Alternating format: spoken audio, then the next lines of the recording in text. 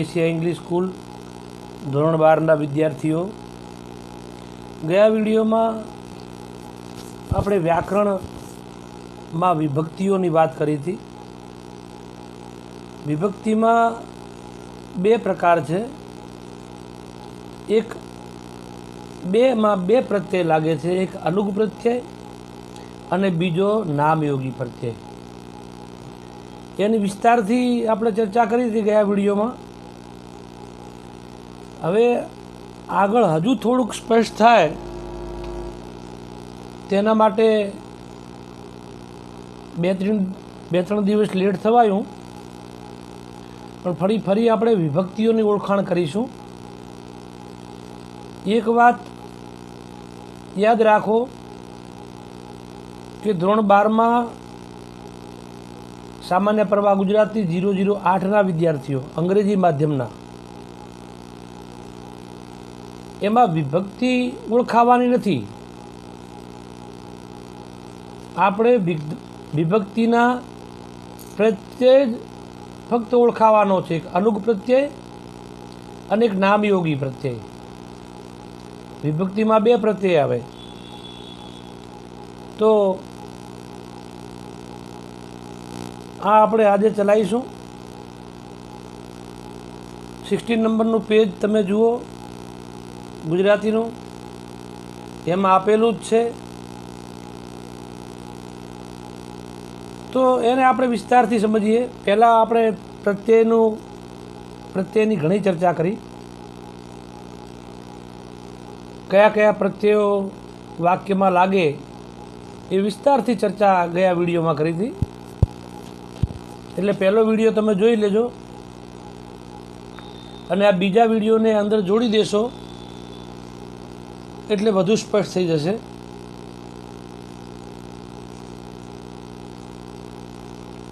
વિભક્તિ આપણે ક્યાંય ઓળખાવાની નથી. આ વાત સાંભળી લો કે આ કર્તા છે કે આ કર્મ છે કે આ કરણ વિભક્તિ છે એવું ઓળખાવાનું નથી. ફક્ત જે વાક્ય આપ્યું હોય એ વાક્યને જો આપણે સમજી જઈએ કે આ વાક્ય કઈ વિભક્તિનું દર્શાવ્યું છે, તો એના પ્રત્યે જે હોય એ આપણને તરત ખબર પડી જાય. એ થોડુંક સહેલું કરવા માટે હું આ વિડીયો મૂકું છું, એટલે ધ્યાન રાખો. અનુગ વિભક્તિ પ્રત્યય તથા નામયોગી પ્રત્યયની વિસ્તૃત ચર્ચા કરી. હજુ વિશેષ અનુગનો ઉપયોગ કરીએ છીએ ધોરણ 12માં. ફક્ત અનુગ પ્રત્યય તથા નામયોગી પ્રત્યય મૂકવામાં આવે છે. આપણે વિભક્તિઓ ઓળખાવા નથી, પરંતુ વિભક્તિઓ દ્વારા પ્રત્યયો મૂકવામાં આવે તો તમને વધુ સરળતા રહે. તેથી વાક્ય કઈ વિભક્તિમાં રજૂ થયું છે, જો તે તમને સમજણ પડે તો અનુગ પ્રત્યય મૂકવામાં સરળતા રહે. બીજી એક વાત કે સંસ્કૃતમાં ફક્ત 7 વિભક્તિ જ છે, જ્યારે ગુજરાતીમાં 8 વિભક્તિઓ છે.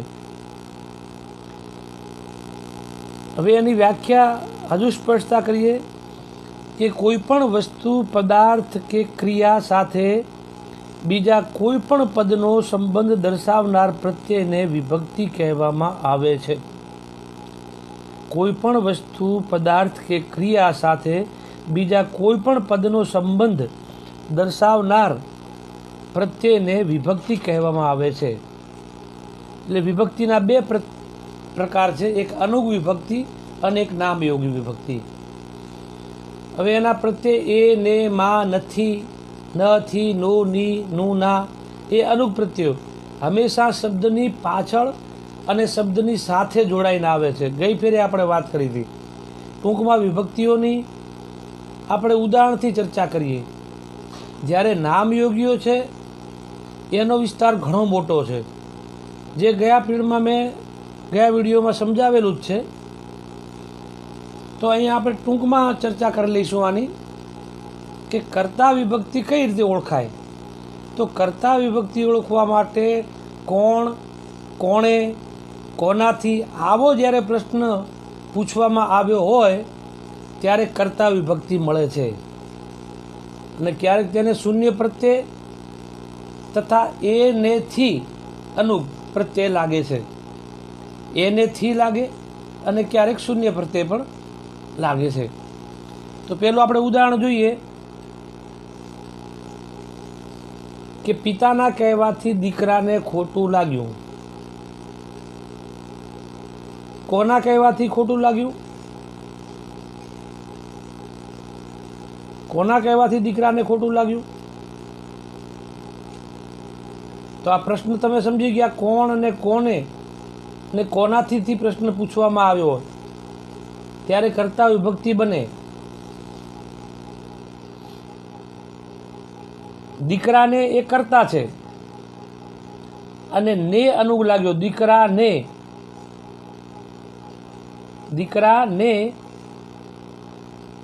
ને એટલે આ પ્રત્યય છે, અનુગ છે. બીજું ઉદાહરણ સ્પષ્ટ કરીએ. પટાવાળાએ જવાબ આપ્યો. તો કોણે જવાબ આપ્યો? તો પટાવાળાએ જવાબ. પટાવાળો આમાં સીધો જ કરતા જ છે અને એને એ અનુગ લાગ્યું. પટાવાળા એ, જો શબ્દની પાછળ જોડાયેલો છે. એ બાળકોથી બાગમાં ફરવા જવાયું. કોનાથી ફરવા જવાયું? તો બાળકો કરતા છે, થી અનુગ છે. આ થીનો પણ ઉપયોગ કર્યો. આ રીતે તરત આપણને ખબર પડે કે કર્તા વિભક્તિ પ્રથમ વિભક્તિમાં કયા પ્રત્યય છે, કયા અનુગો આવે છે. તો એ ને થી. હવે કર્મ વિભક્તિ જોઈએ. કર્મ વિભક્તિમાં ફક્ત એક જ પ્રત્યયનો અનુગનો ઉપયોગ થાય છે. ને એમાં ને વપરાય છે અને શૂન્ય પ્રત્યય પણ આવે. આમાં એવો પ્રશ્ન શુંથી અથવા કોને, શું અથવા કોને એવો પ્રશ્ન પૂછવામાં આવ્યો હોય તો કર્મ વિભક્તિનું વાક્ય બને છે. અને બીજું કે કર્મ વિભક્તિમાં એક પણ નામયોગી હોતું નથી. બીજી વિભક્તિઓમાં નામયોગી આવશે, પાછળ જોડાઈને આવશે. જ્યારે કર્મ વિભક્તિમાં નામયોગી છે જ નહીં, આવતું જ નથી. ઉદાહરણ લઈએ. વૃક્ષો પરથી તડકાને ખરતો જોઉં છું. શું અને કોનેથી પ્રશ્ન પૂછ્યો? તો કોને ખરતો જોયો? વૃક્ષો પરથી તડકાને ને પ્રત્યય લાગ્યો. બીજું ઉદાહરણ. કાળ સૌ કોને ખાશે. કાળ કોને ખાશે? તો સૌ કોને. ને ત્યાં પણ ને પ્રત્યય લાગ્યો. હવે આ ટૂંકમાં તમને સમજણ પડી જશે. હજુ વિસ્તારથી બુક વાંચશો તો વધારે ખબર પડી જશે. ઘણો લાંબો મોટો વિસ્તાર છે. પણ એક વસ્તુ યાદ રાખવાની, ફક્ત અનુગ જ આપણે મૂકવાના છે. નામયોગી શબ્દ મૂકવાનો છે. આપણે વિભક્તિ ઓળખાવા નથી કે આ કર્તા વિભક્તિ છે, કર્મ વિભક્તિ છે, એવું આપણે દ્વિતીય ભાષા ગુજરાતીમાં નથી. હવે કરણ વિભક્તિ, જેને સાધન વિભક્તિ પણ કહે છે. જેને સાધન વિભક્તિ પણ કહે છે. કોઈ ક્રિયાનું સાધન, કારણ કે રીત દર્શાવનાર વિભક્તિ એટલે કરણ વિભક્તિ. કોઈ ક્રિયાનું સાધન, કારણ કે રીત દર્શાવનાર વિભક્તિ એટલે કરણ વિભક્તિ. જો એમાં નામયોગીઓ આવશે, દ્વારા, થકી, વડે, તરફ, એવા શબ્દો નામયોગીઓના આમાં લાગશે. આ વાક્યમાં તમને જોવા મળશે. કરણ વિભક્તિના વાક્યોમાં નામયોગીઓના શબ્દો જોવા મળશે. એના પ્રત્યે દ્વારા, થકી, વડે, તરફ.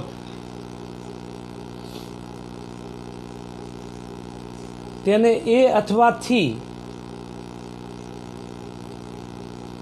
આ બે અનુગ લાગે છે. એ અથવા થી આ બે જ અનુગ લાગે છે. એનું વાક્ય જોઈએ. સાપ આંખોથી સાંભળે છે. સાપ આંખોથી સાંભળે છે.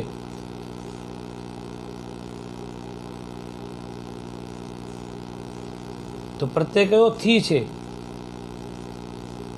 અને આંખ એ સાધન છે. શાનાથી સાંભળે છે? અહીં તમને સ્પષ્ટ કર્યું, કોઈ ક્રિયાનું સાધન કારણ કે રીત દર્શાવવામાં આવ્યું હોય તો એનું સાધન કયું છે? તો આંખ છે. આંખથી સાંભળે છે. બીજું ઉદાહરણ, મારા હાથે માર ખાઈશ. હાથ સાધન છે, મારવાનું સાધન. મારા હાથે, હાથે એ છૂટો પડે છે. અછૂટો પડ્યો. હાથે અછૂટો પડે છે. તે અનુગ છે. મેં મારા મિત્ર દ્વારા સંદેશો મોકલ્યો. દ્વારા નામ યોગી છે. કોના દ્વારા મોકલ્યો છે? મિત્ર દ્વારા. એટલે મિત્ર સાધન થઈ ગયો. પ્રિયાની નિષ્કાળજીથી હું બસ ચૂક્યો. નિષ્કાળજી કોની હતી? કારણ કયું હતું? તો નિષ્કાળજી, પ્રિયાની નિષ્કાળજી. અને થી અનુગ લાગ્યો. હવે ત્રીજું આપણે બધું ચર્ચા કરીએ. કોઈ ક્રિયાનું સાધન કારણ, કારણે આપણે દર્શાવ્યું. કારણ નિષ્કાળજી હતું. સાધન આપણે આંખો લીધી સાપની, અને એ રીત હવે દર્શાવવામાં આવે છે. રીત વાક્ય, સ્નેહલે જોરથી બૂમ પાડી. જોરથી, આ રીત છે. થી અનુગ છે. હવે ચોથી સંપ્રદાન વિભક્તિ. સંપ્રદાન એટલે આપવું. સંપ્રદાન એટલે આપવું. એક દ્વારા બીજાને આપવું. એક બીજાને આપે. એક દ્વારા બીજાને આપે, પણ કામ આવે એવું આપવાનું. એક દ્વારા બીજાને આપવું. શા માટે, શેને માટે એવો પ્રશ્ન પૂછવાથી સંપ્રદાન વિભક્તિ મળે. શા માટે, શેને માટે એવો જ્યારે પ્રશ્ન થતો હોય વાક્યમાં, ત્યારે એ સંપ્રદાન વિભક્તિ જ હોય, જે હેતુ બતાવે છે.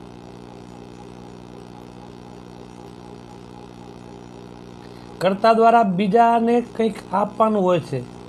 કર્તા આપે. ગુરુ શિષ્યને જ્ઞાન આપે છે. એક વાક્ય લઈએ, ગુરુ શિષ્યને જ્ઞાન આપે છે. તો ગુરુ કર્તા છે.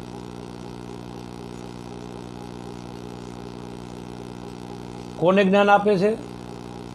શિષ્યને. આપવાનો ભાવ થયો ને પ્રત્યય લાગ્યો.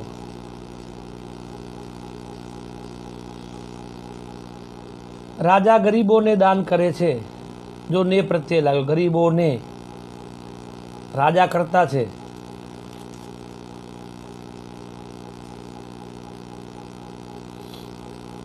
કર્ણે ઇન્દ્રને કવચ કુંડળ આપ્યા. કરતા ઇન્દ્ર, તો ને પ્રત્યય લાગ્યો. કવચ કર્મ છે. હવે પાંચમી વિભક્તિ જોઈએ, અપાદાન, છૂટા પડવું. અપાદાન એટલે છૂટા પડવું. અપાદાન એટલે છૂટા પડવું.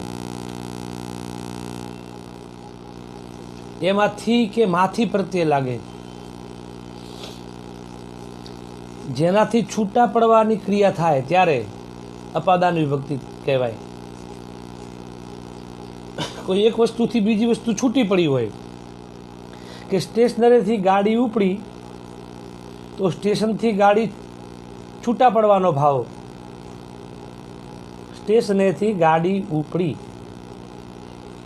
જો પ્રત્યયથી લાગ્યો.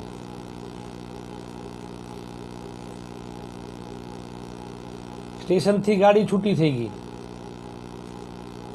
મારા અંતરમાંથી વાત નીકળી, અંતરથી વાત છૂટી પડી ગઈ. આમાં માથી આવ્યો અનુગ પ્રત્યય, માથી. હું આવતીકાલે અમદાવાદથી આવીશ, અમદાવાદથી છૂટું પડવું. આ રીતે આ અપાદાન જ હોય. જ્યારે કોઈ વસ્તુ છૂટા પડવાનો ભાવ ક્રિયા થતી હોય ત્યારે અપાદાન હોય. અને અપાદાનના અનુગ કયા છે? તો કે થી અને માથી. આ બે જ પ્રત્યય છે અનુગ પ્રત્યય. આ પણ ધ્યાન રાખવા જેવી બાબત. સંબંધ વિભક્તિ, તેમાં ન, ના, ની, નું, માં બધા પ્રત્યય લાગે. કોઈ વસ્તુ પ્રત્યે સંબંધ ધરાવતી વ્યક્તિ વિભક્તિ છે. કોઈ વસ્તુ પ્રત્યે સંબંધ ધરાવતી વિભક્તિ. તેમાં ન, ના, ની, નું, માં આ બધા પ્રત્યય લાગે છે. કોઈ વસ્તુ પ્રત્યે સંબંધ ધરાવતી વિભક્તિ છે. રાજાની રાણી સતી થઈ. ન, ના, ની આવ્યું. જો રાજાની રાણી સતી થઈ. સત્યના પ્રયોગોનું પુસ્તક વાંચ્યું. સત્યના પ્રયોગો પુસ્તક વાંચ્યું. એમાં ના વિભક્તિ, અનુગ વિભક્તિ. હવે અધિકરણ વિભક્તિ. સ્થળ અથવા સમય દર્શાવે. આ સાતમી વિભક્તિમાં સમય અથવા સ્થળ દર્શાવે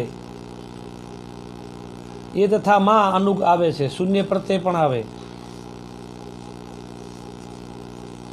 આમાં અંદર બહાર, વચ્ચે, ઉપર નીચે, છેલ્લે, પહેલા આવા જેવા નામયોગીઓ પણ એમાં આવે લાગે છે. આજે, કાલે, પરમ દિવસે.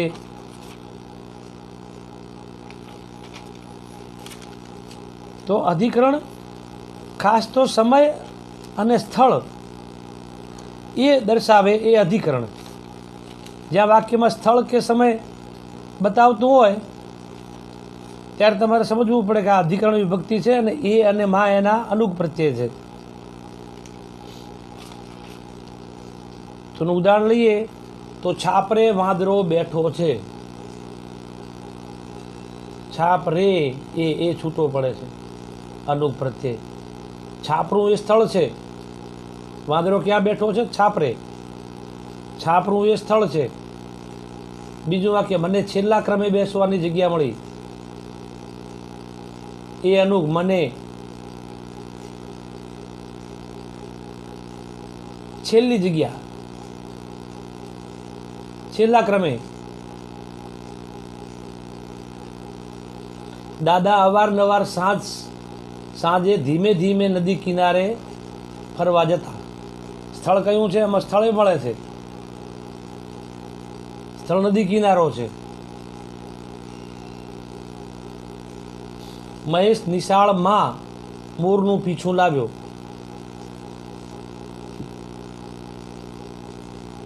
માં અનુગ પ્રત્યય. સ્થળ કયા સ્થળે લાવ્યો? તો કે નિશાળમાં. આવતા વર્ષે હું કચ્છ ગઈ. આ સમય છે વર્ષ. તો આ રીતે વિભક્તિઓ તૈયાર કરવી પડે. અને છેલ્લી 8મી સંબોધન વિભક્તિ છે. જેને સંબોધીને વાક્ય બોલવામાં આવે તેને સંબોધન વિભક્તિ કહેવામાં આવે છે. તેને પ્રત્યય નથી લાગતો, પ્રત્યય હોતો નથી સંબોધનમાં. ફક્ત જાણવા પૂરતું. પણ સંબોધન કર્યા પછી બે જ વસ્તુઓ જોવાની છે કે એક અલ્પ વિરામ આવે અને ઉદ્ગાર ચિહ્નનું ઉદાહરણ હોય. આપણે ચિહ્નો આવવાના જ છે આગળ 12માં. ચિહ્નોનો ઉપયોગ, બધા ચિહ્નોનો ઉપયોગ છે. પૂર્ણ વિરામ, અલ્પ વિરામ, અવિરામ ચિહ્નો છે, અલ્પ વિરામ. આનું વાક્ય જો ભાઈ જરા મદદ કરશો. સંબોધન થયું ભાઈ.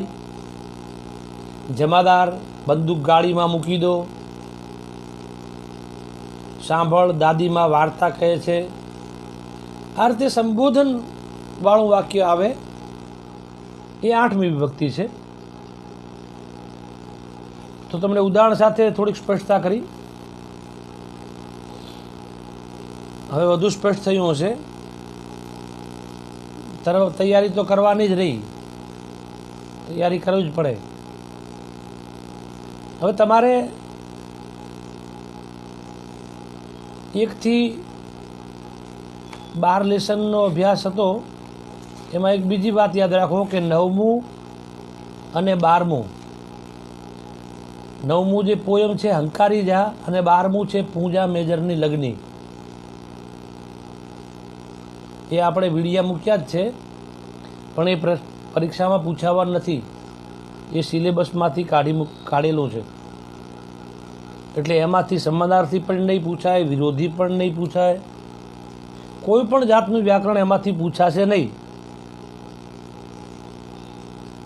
બાકીના જે છે 10 એમાંથી જ વ્યાકરણ પૂછાશે.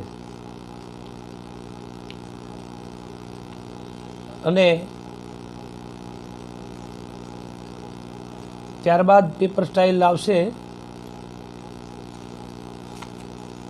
પણ કેટલાક સમાનાર્થી શબ્દો જોઈ લઈએ.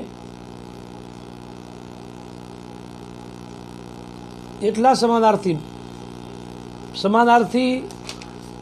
પાઠ આધારિત પૂછાય, પોયમ લેસન આધારિત પૂછાય. એવું ના સમજવું કે ફક્ત પાઠમાં પાછળ આપેલા છે એ નહીં, તો સ્વાધ્યાયમાં ના પણ આપ્યા હોય, પણ પાઠમાં જે આખો પાઠ કે કવિતા વાંચી એમાં એ શબ્દ હોય તો પૂછી શકાય. તો સમાનાર્થી આપણે લઈ લઈએ. ક્રોધ એટલે ગુસ્સો, સ્વભાવ એટલે પ્રકૃતિ, જગત એટલે વિશ્વ, મિથ્યા એટલે નકામું ફોગટ, આશા એટલે ઈચ્છા કામના, રાગ એટલે સ્નેહ પ્રેમ. આપણે બીજા એના આગળ શબ્દો સમાનાર શબ્દો. ઝાડ એટલે વૃક્ષ, મા માતા, બુદ્ધિ એટલે મતિ પ્રજ્ઞા, કોયલ પિંક, પાણી જળ, ઔષધ તો દવા, સૂર્ય તો ભાનુ ભાસ્કર આદિત્ય વગેરે નામ આપી શકો. હાથ એટલે હસ્ત, આંખ એટલે ચક્ષુ, ઝૂંપડી તો કુટીર, પાંદડા પર્ણ, ગરીબ નિર્ધન રાગ કંગાળ, શરીર તો તન દેહ, વાદળ તો ઘન મેઘ, દિવસ તો દિન, શીખ સલાહ ઈશ્વર પ્રભુ, ભાગ્ય તો નસીબ, ધન સંપત્તિ, ધૂળ તો રજ. આગળ સમાનાર્થી શબ્દો જોઈએ તો વિલાયત તો વિદેશ, તરજુમો તો ભાષાંતર. આ શબ્દ યાદ રાખવા જેવો છે. તરજુમો નારાયણ હેમચંદ્ર પાઠમાં હતો શબ્દ. ઢબ રીત પોશાક વેશ, મુકરર નક્કી ચોક્કસ, મુસાફરી યાત્રા, દુનિયા વિશ્વ જગત, હૃદય ઉર, ઈશ્વર તો પ્રભુ, સ્મરણ તો યાદ કરવું પ્રભુને,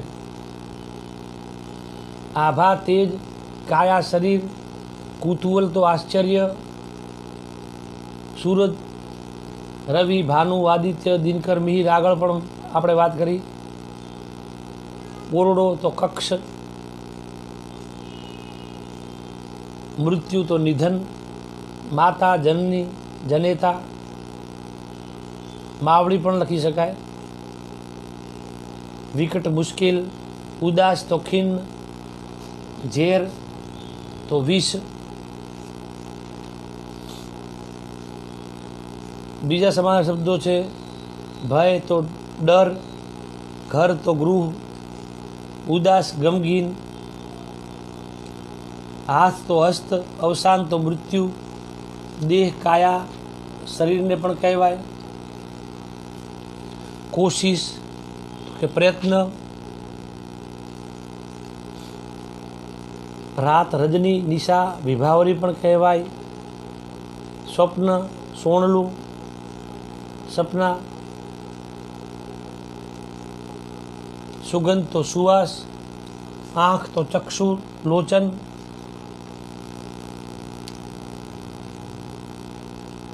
आगळ समानार्थी में सोनू तो कनक हेम, हाथ तो हस्त,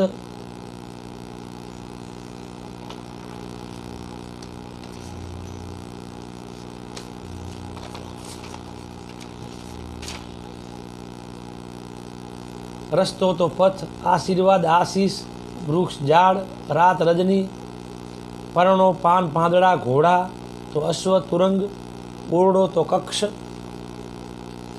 सरोवर तलाव, सफेद श्वेत, दाम तो किम्मत, भूमि तो धरती, प्रभात तो सवार, पंखी तो पक्षी, पंखी ने विहंग पण कहेवाय, खग पण कहेवाय, वादळ अयोध ये घन पण कहेवाय,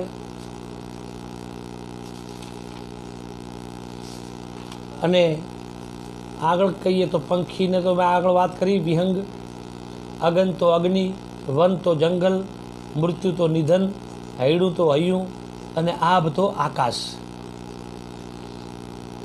आ 1 થી 11 9 सिवाय लेसन पोएमना आ समाधान शब्दों हता। आ याद राखजो। हवे आवता विडियो में विरोधी शब्दों, केटलाक मुहावरा ये बधुं आपणे चलाई लईशुं। अने पहली टेस्ट 29મી ऑक्टोबरे हशे। एमां आ विभक्तिओना प्रत्यय, नामयोगीओ अने समानार्थी विरोधी शब्दों पूछीश। एटले आमां आ 2 विडियोमां खासुं आई जशे व्याकरण तो। अने विडियो आपणे आगळ मूकेला ज छे 1 થી 11 लेसनना, 12 लेसनना। એટલે 1 વાક્ય 2 વાક્ય અને આ વ્યાકરણ એટલું જ પૂછવાનું છે। અહીં આપણે આ પૂરું કરીએ છીએ। હવે આવતા વિડીયોમાં સમા, વિરોધી શબ્દો, મુહાવરા એક વસ્તુઓ મૂકીશું।